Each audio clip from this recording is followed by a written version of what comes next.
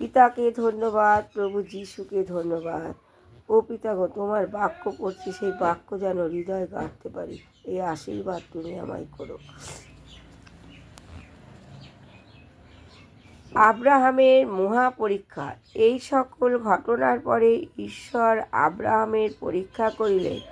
তিনি তাহাকে কহিলেন, হে আব্রাহাম। তিনি উত্তর করিলেন, দেখুন, এই আমি।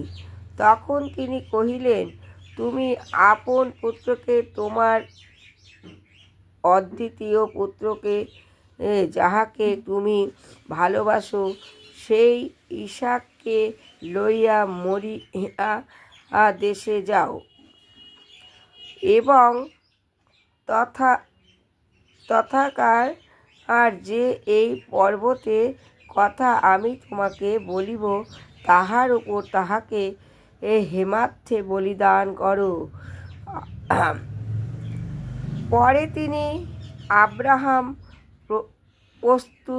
প্রত্যুষে উদিয়া গর্দভ সাজাইয়া 2 জন দাস ও আপন পুত্র ইসাকের সঙ্গে লইলেন।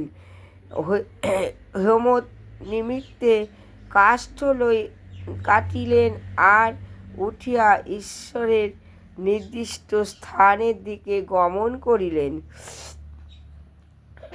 আমেন।